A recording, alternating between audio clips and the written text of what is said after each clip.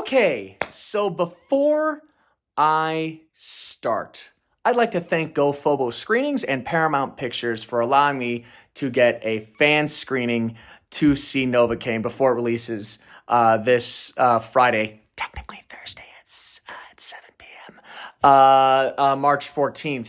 And thank you for 40X for allowing me to also, watch this movie. Probably not the way it was intended to be seen, but in a really good way. So let me get this right off the bat. I'll sum up. I'll try to be a little quick about it. This movie realistically should have been a 5 or a 6. It is a bit derivative. There are some paper thin characters, some cliche lines, and there are some pretty bad pacing issues. This movie's an hour and 50 minutes, hour 43 realistically, without the credits. And, there are times where there are scenes that drag and it just feels like you're wondering what is the point. And also, Jack Quaid being another dude who's just pathetic and gets his ass beat. Like I said, this movie realistically should have been that bad. 5 or a 6. But do you want to know what saves it? A couple things save this movie from being just a forgettable action flick. One thing is that the script is actually, despite the cliche dialogue, the story aspect of it, there's actually some pretty interesting twists and turns. And yes, while the beginning like 20, 30 minutes drag on to like a large extent, it does give a lot of context towards Nate and Sherry's character.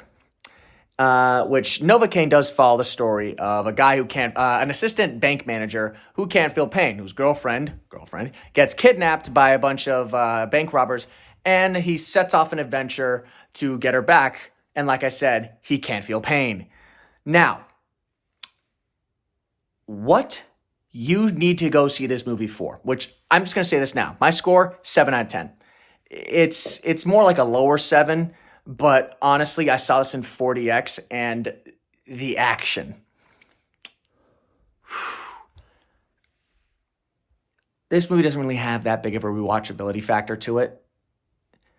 But my freaking God, I don't think I have seen a movie this creative in its kills in a while. John Wick gets creative, but then again, its creativity is more about the extravagance and the set pieces. This is in the actual kills themselves. About four or five people really die. Other than like background characters getting shot, the actual villains, there's like maybe 3 or 4.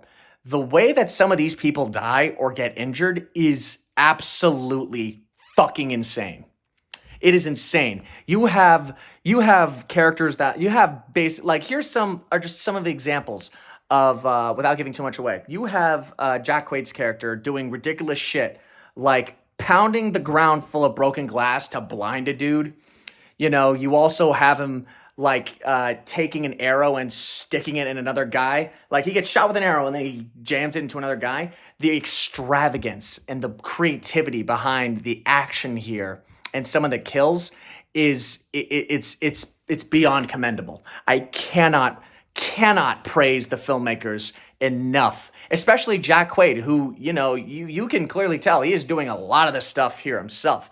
And kind of like with Upgrade, where you have to be an action star and act as well. The same thing goes for here. You can tell he is giving it his all. And, there are some shots and scenes in the trailer, one of which is, he's getting tortured, but he's pretending to be injured. He's like, oh, God, it hurts so bad. Oh, I hate this. The context behind that scene actually is brilliant. And it's hard not to laugh consistently. The jokes land really well. This movie is just really refreshingly funny. Amber and Jack's chemistry as Nate and Sherry work really well. And overall, I can't say I had a bad time. Sure, there were times where I'm just like, all right, it's still going, cool. But this is a movie that I would still recommend. Go out and see it at least once. This is a movie that's worth seeing on the big screen because in a packed theater, especially in 40X, which I'm a little biased. I'm going to admit it, because seeing this movie in 40X, with all the added effects and stuff, it really brought the whole thing together. It's I can't say I hated it or had a bad time. I loved it. I loved the experience that I had. Am I going to see Novocaine again? Probably not. And is this movie going to be for everybody? No. Like I said, this movie is actually shockingly gory. Not like Saw level where people get ripped in half, mouth to anus. But there is some pretty good makeup to the point where even now, thinking about it, I mean, I still feel a little sick. Especially towards the end, once Nate's character's just all busted up and shit. Oh my god. Oh boy. But overall, my thoughts on Novocaine are it's goofy, gory fun. But I feel like this was supposed to release in December, but they couldn't get their cards right to get it released at that time, because this movie takes place during Christmas, which makes no sense because it's releasing in March. So that is a little confusing. I'm not going to lie. It's like, why would you... Yeah, sure, Die Hard did it as well, but at least that was like 6 months when it released. It released in June, so it was at least far enough away from Christmas, but also close enough to Christmas because, it's a half a year away. It's at least it could somewhat work. This is like... This is still like 3 months. So like it's like, were you not able to secure the release date, Paramount? I don't know. That threw me for a loop. But overall, this movie is filled with cliche writing and some pacing issues, as well as some derivative concepts, but is saved by Jack Quaid's brilliant performance as Novocaine. Yes, that's technically one of his alter egos or whatever. Amber Midthunder's great, not brilliant, but great chemistry with Jack, as well as some absolutely bonkers ball to the wall action and gore that really is just so great to appreciate, because it shows that, even in action films today, there is still limitless and endless ways for motherfuckers to kill other motherfuckers. And there are no shortages of creativity as to how you can design that in a very impactful and meaningful way. So, go see it. Take a girl with you if you can.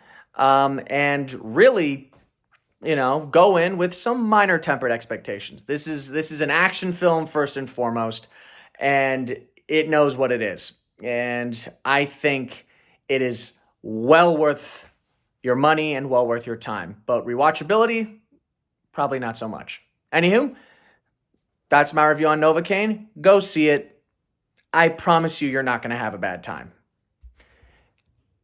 I promise. And you'll definitely feel what some of the characters can't. Good God.